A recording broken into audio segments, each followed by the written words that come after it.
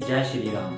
जब राम जी को वनवास भेजने की बात हुई तो भरत जी वहां पर नहीं थे, और जब भरत जी वापिस आए तो उनको ये पता लगा कि उनको राम जी को वनवास भेजा जा रहा है, उनकी वजह से उनको राजा बनाया जा रहा है। उनको ऐसा लगा कि मेरी वजह से ही हो रहा है जो भी हो रहा है ना। तो सबसे पहले तो उन्होंने मंथरा को देखा, जो मंथरा सामने खड़ी थी। सबसे पहले उन्होंने उसकी तरफ देखा और देखा कि जो सारा कुछ ये हो रहा है ना, इसकी सारे की वजह तुम ही हो। मतलब उन्होंने आंखों आंखों में ये बात उनको बोल दी कि ये जो सारा क्लेश पड़ा हुआ है, ये सारा कुछ हो रहा है, ये तुम्हारी वजह से हो रहा है। अगर तुम ना होती तो ऐसा कुछ नहीं होना था। मेरे भगवान श्री राम और राजा बन जाते और ऐसी कोई दिक्कत आती नहीं, और मैं भी खुद धर्म संकट में ना फंसता, है ना।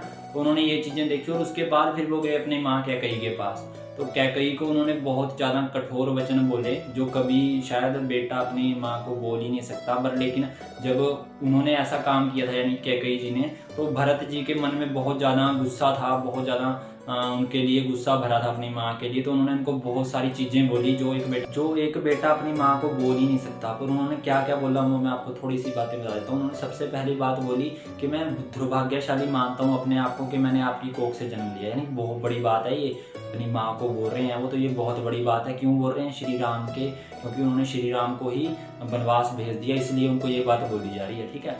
और दूसरी चीज उन्होंने बोली कि आप एक इंसान के रूप में एक राक्षसी हो, जिसने इस अयोध्या नगरी को जो बिखार के रख दिया है ना। यानी कि अब बिखरी गई है अयोध्या नगरी, क्योंकि कोई भी अभी खुश नहीं है, क्योंकि उनके भगवान श्री राम को ही जब वनवास भेजा जा रहा है। तो उन्होंने ये दो बातें जो बोली, ये बहुत ही ज्यादा उनको कड़वी लगी होंगी शायद कैकई जी को, पर लेकिन उनके इसी कारण बोली गई क्योंकि उन्होंने श्री राम को ही वनवास भेज दिया था। तो ये रिएक्शन था जब जो भरत जी हैं, जब वो वापिस आए थे, तो उनका ये रिएक्शन था आने के बाद। क्योंकि वो भी खुश नहीं थे कि मुझे राजा बनाया जा रहा है, वो खुश नहीं थे, वो भी भगवान को ही राजा बनाना चाहते थे अयोध्या का।